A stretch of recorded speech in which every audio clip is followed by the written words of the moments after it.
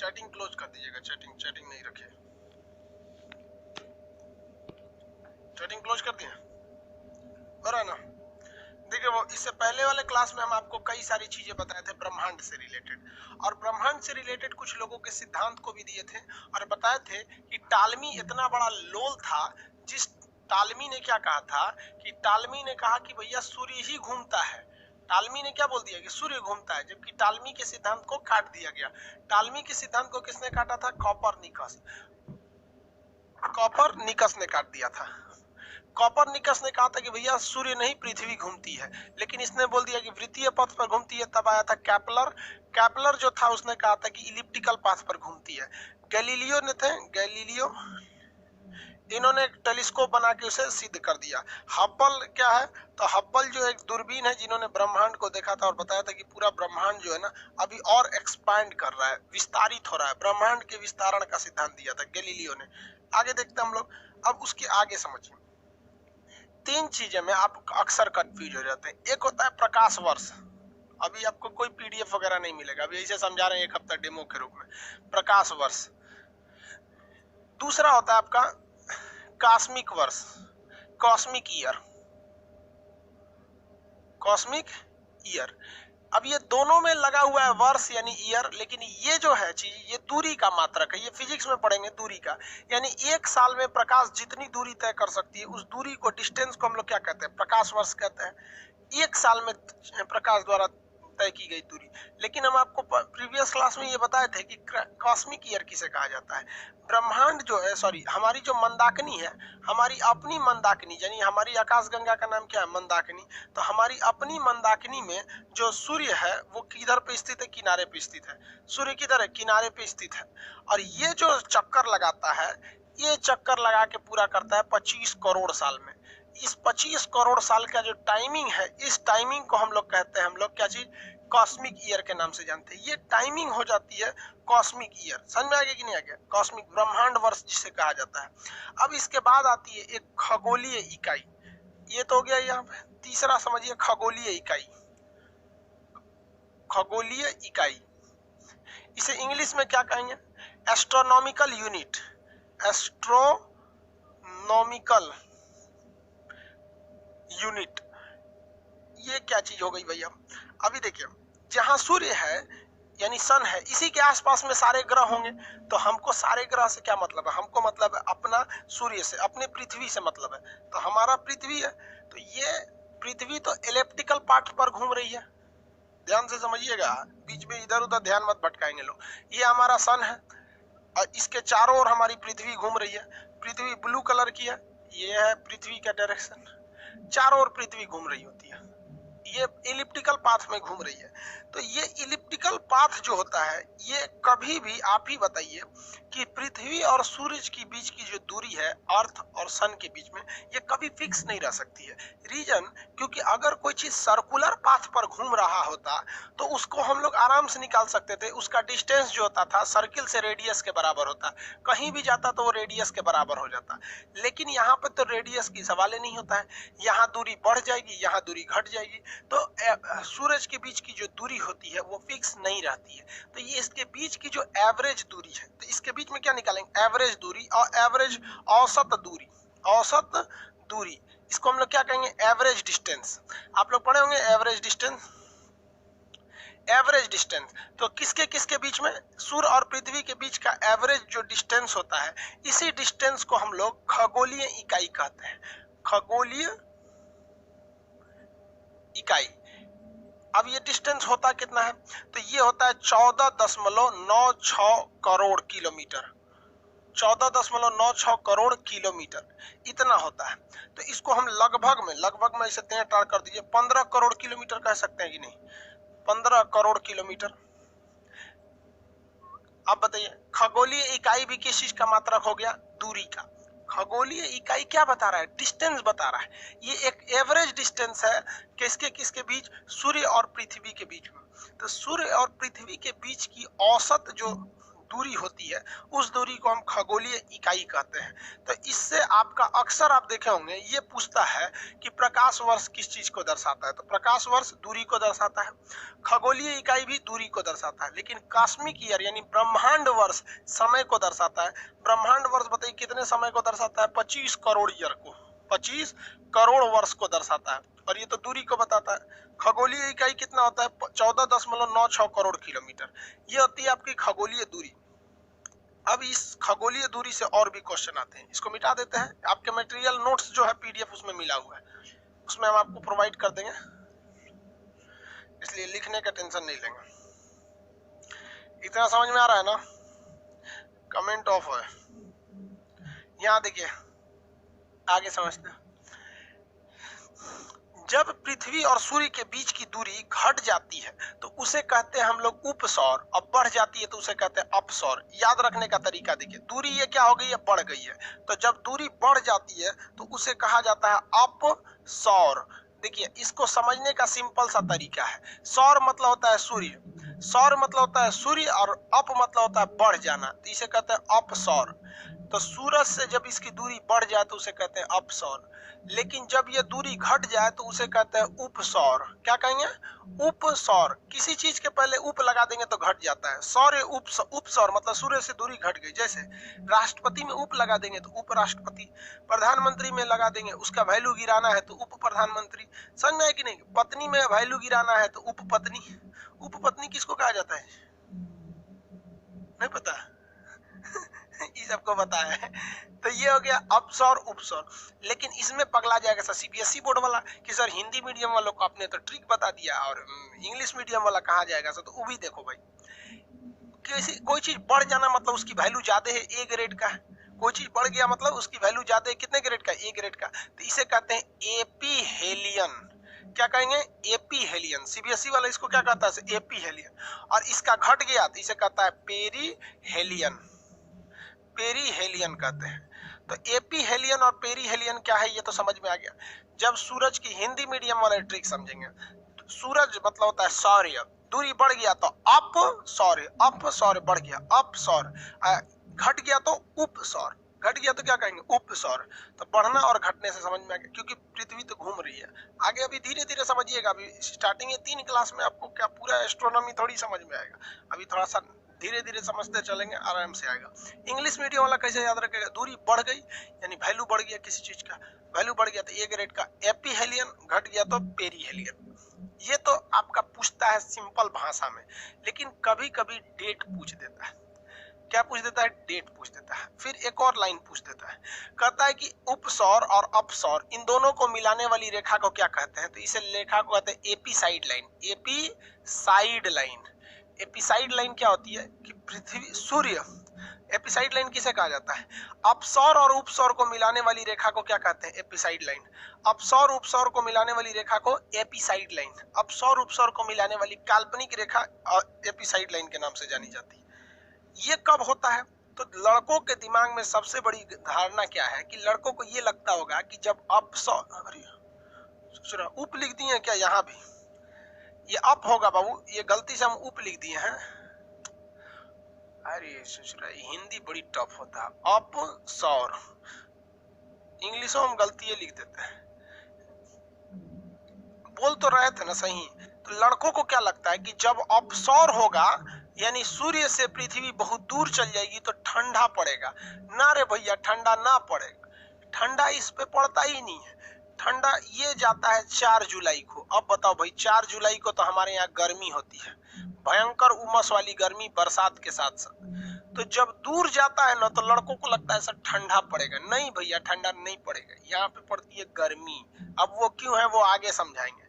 और लड़कों को लगता है जब यह पास आ गया होगा तो धधक के खूब गर्मी पड़ेगा भाई 3 जनवरी को। और 3 जनवरी को हमारे यहाँ पड़ती है ठंडी, 3 जनवरी को ठंडी। तो अपसौर उपसौर से ये 4 क्वेश्चन आते हैं, पहले इसको समझेंगे फिर अभी समझाएंगे कि यहाँ गर्मी क्यों पड़ती है, दूर होने के बावजूद गर्मी क्यों पड़ती है। इतना तो समझ में आ गया, किसी को कोई दिक्कत नहीं। कब सबसे करीब आ जाएगा, 3 जनवरी। कब आएगा, 3 जनवरी। दूर जाएगा जुलाई। इसका भी एक ट्रिक याद रखिए, लड़का भूला जाता है जनवरी में ये कि जनवरी में ये। देखिए हम आपसे कहेंगे आप कौन महीना करीब होता है, जनवरी करीब होता है कि जुलाई करीब होता है, तो भाई जनवरी पहले महीना में आ जाता है तो करीब है, जुलाई 7वां महीने में आता है तो दूर है। इसका भी ट्रिक याद रखेंगे, समझ में आ गया। दूर कब जाएगा तो जुलाई में, क्योंकि जुलाई दूर है। पास कब आएगा, जनवरी पहले में आ जाता है, जनवरी, क्योंकि साल की शुरुआत जनवरी से होती है, वो ऑलरेडी पहले ही रहता है वहां पर। ट्रिक से याद हो गया ना सब चीज, ट्रिक से याद हो गया तो फिर आगे समझाते हैं। ये समझ में आ गया कि नहीं आ गया? अपसौर उपसौर से कोई दिक्कत नहीं होना चाहिए, हटा के पूछते हैं, फटाफट जवाब दिए। जब सूर्य और चंद्रमा पृथ्वी के बीच की दूरी घट जाएगी तो उसे क्या कहेंगे? जेन्युइन है, घट जाएगी तो क्या कहेंगे? घट जाएगा तो उसे कहेंगे उपसौर, घट जाएगा तो उपसौर, इंग्लिश में पेरीहेलियन। घट गया यानी कम हो गया। तो जनवरी का महीना, कौन जनवरी? 3 जनवरी। देखिए ना, आप इसमें भी अगर देखेंगे तो ये 3 है, एक 3 है, एक 4 है। कम कौन है? तो 3 है। कम कौन है? 3 है। सब चीज में ट्रिक है। कम हुआ तो उपसौर, पेरीहेलियन। जनवरी और जुलाई में कम कौन है? तो जनवरी कम है। 3 और 4 में कम कौन है? तो 3 कम है। एकदम ट्रिक से याद हो जाएगा यहाँ पे, समझ में आ गया? अब ये समझते हैं कि गर्मी यहाँ पे क्यों पड़ा जबकि यहाँ पे ठंड पड़ना चाहिए। इसका भाई बात समझ जाते हैं भाई। ये डिपेंड करता है कि हमारी जो पृथ्वी है, या ये सॉरी पृथ्वी, ये किस डायरेक्शन में है, कितनी झुकी हुई है, ये झुकाव पर डिपेंड करता है। अब देख लीजिए, हम आपको इंक्लाइन दिखा देते हैं। देखिए, अब ये डाउट होता है कि ये पास आने पे भी यहाँ ठंड क्यों पड़ने लगती है, यही ना है। यहाँ से इसको समझा देते हैं कि भाई ये पास आने के बावजूद यहाँ पर ठंड क्यों पड़ने लगती है, और ये दूर होने के बावजूद यहाँ गर्मी क्यों पड़ने लगती है। तो समझिए ध्यान से, पृथ्वी जो है वो सीधा नहीं है, वो झुकी हुई है। पृथ्वी कैसी है? झुकी हुई है, अपने एक्सिस पर पृथ्वी झुक गई हुई है। अब ये देखिए, पृथ्वी को हम झुका दिए, जैसे इधर झुकी हुई है ऐसे ही तो घूमते घूमते आएगी और इधर भी पृथ्वी झुकी रहेगी। तो पृथ्वी अपने अक्ष पर झुकी हुई है 22.5 डिग्री। कितने डिग्री झुकी है? 22.5 डिग्री झुकी हुई है दोनों साइड से, इधर भी तो इधर भी। तो ये झुकी हुई है। अब यहीं पे समझना है आपको मैप से कि भारत किधर में है। अगर आप इंडिया का नक्शा, वर्ल्ड का नक्शा देखेंगे ध्यान से, तो इस वर्ल्ड के नक्शा में आपको देखने को मिलेगा कि ये इक्वेटर है। इक्वेटर उसे कह देते हैं जो पृथ्वी के बीचों बीच से जाता है। तो इस इक्वेटर को देखेंगे तो भारत कहाँ पे दिखेगा आपको? उत्तरी गोलार्ध में, यानी नॉर्दर्न हेमिस्फीयर पे। तो ये हमारा इंडिया है। अब आप बताओ भाई, इंडिया नॉर्थ में है कि साउथ में? इंडिया तो नॉर्थ में है।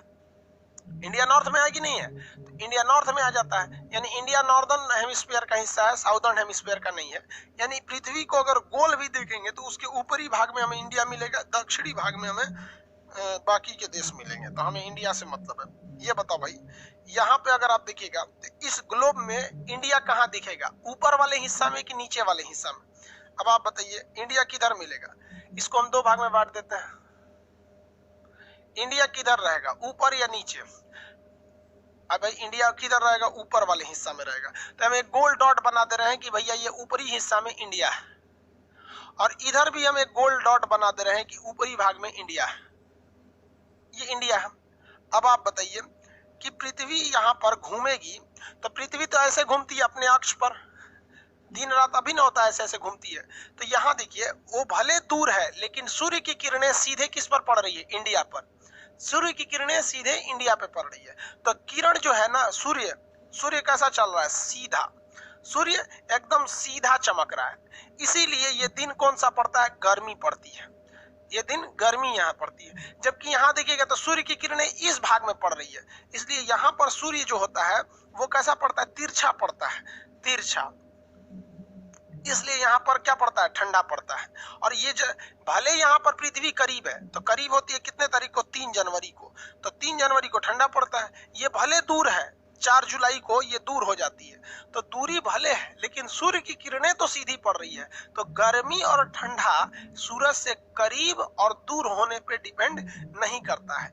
गर्मी और ठंडा डिपेंड करता है कि सूर्य की किरणें सीधी पड़ रही हैं या तिरछी पड़ रही हैं। इंडिया जो है वो नॉर्दर्न हेमिस्फीयर का हिस्सा है और पृथ्वी झुकी हुई है।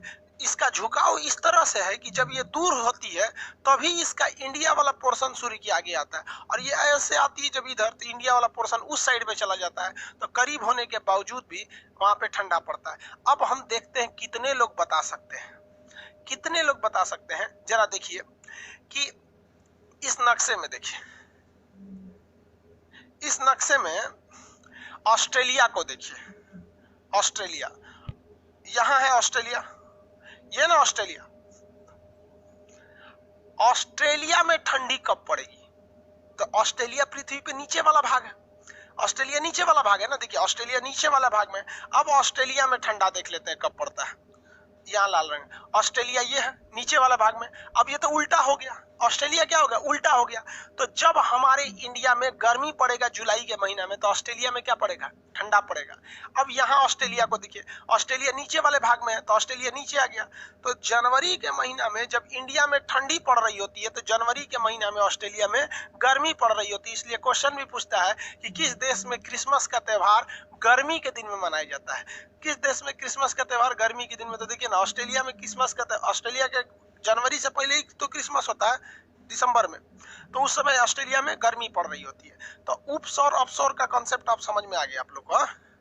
देखिए दूरी करीबी, इससे ध्यान देंगे, और गर्मी ठंडा का डिसाइड इस तरह से हम लोग करेंगे कि पृथ्वी कैसी है भाई, झुकी हुई है, इस वजह से यहाँ पे गर्मी और ठंडी का डिसाइड होता है। अपसौर उपसौर के बारे में आप लोग को पता चल गया। कॉस्मिक ईयर वगैरह ये सब भी हम आपको बता दिए, खगोलीय इकाई भी बता दिए, अपसौर उपसौर ये सब, एपिसाइड लाइन वगैरह सब बता दिए। समझ में आ गया कि नहीं आ गया? किसी को दिक्कत नहीं है?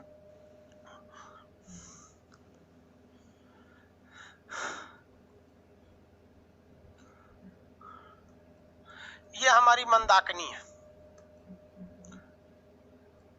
मंदाकिनी में तो कितने तारे होते हैं, 100 अरब तारे होते हैं। इस मंदाकिनी में ध्यान दीजिए, हमारा सबसे करीबी तारा कौन है? सूर्य है। सबसे करीबी तारा सूर्य। सूर्य के बाद दूसरा सबसे करीबी तारा, उसको हम किस कलर से बना देते हैं? पिंक से बना देते। किस कलर से बनाए भाई? उसको ब्लू से बना देते हैं। दूसरा सबसे करीबी तारा प्रोक्सिमा सेंचुरी, लेकिन सूर्य से सबसे करीबी कहेगा तो प्रोक्सिमा सेंचुरी हो जाएगा। सबसे चमकीला तारा कौन हो जाएगा? तो साइरस। सबसे चमकीला तारा साइरस, सबसे चमकीला तारा साइरस हो जाता है। साइरस का दूसरा नाम क्या होता है? Dog star. साइरस का दूसरा नाम डॉग स्टार। ये क्या चीज है? देवयानी। देवयानी, इसको क्या कहते हैं इंग्लिश में? एंड्रोमेडा। Andromeda, Andromeda.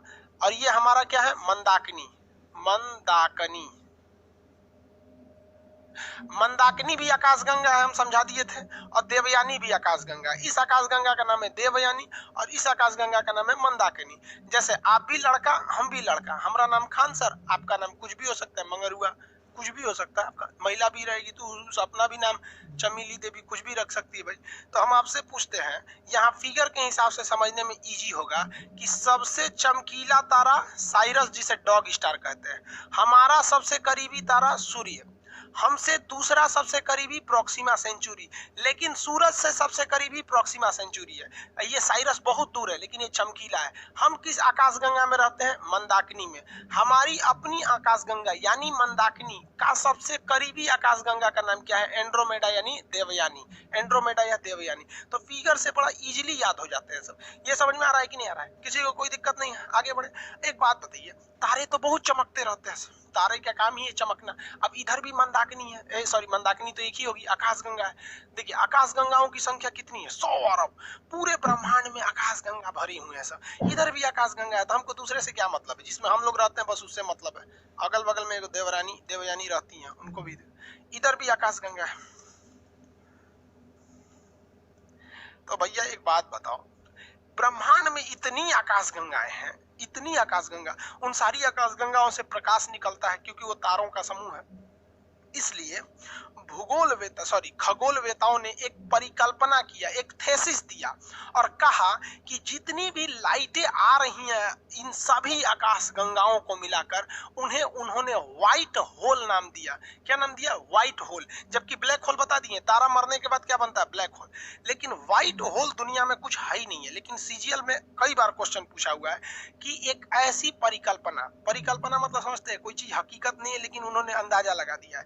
एक ऐसी परिकल्पना जिसमें यह मान लिया जाता है कि सारे के सारे प्रकाश एक ही जगह से आ रहे हैं, उस जगह को क्या कहते हैं? तो व्हाइट होल कहते हैं। अरे भैया व्हाइट होल दुनिया का कुछ नहीं है, इसको सीधे सीधे रट लीजिए, क्योंकि हम पहले ही बोल रहा है कि ये है नहीं, ये क्या है, एक परिकल्पना है, एक थेसिस है, हाइपोथेसिस है।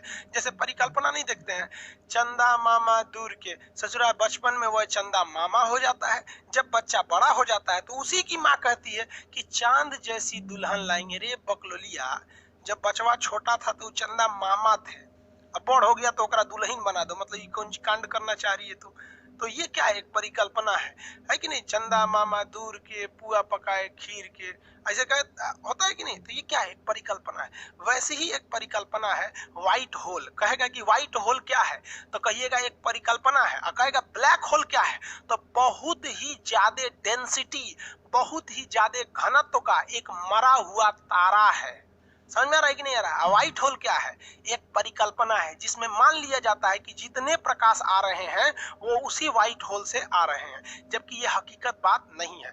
दोनों को हमेशा याद रखिएगा। सबसे करीबी तारा सूर्य, दूसरा सबसे करीबी प्रोक्सिमा सेंचुरी, सूर्य से सबसे करीबी प्रोक्सिमा सेंचुरी, सबसे चमकीला तारा डॉग स्टार या साइरस कहते हैं। हम किस आकाशगंगा में रहते हैं, मंदाकिनी। हमारी आकाशगंगा यानी मंदाकिनी के सबसे करीबी आकाशगंगा देवयानी।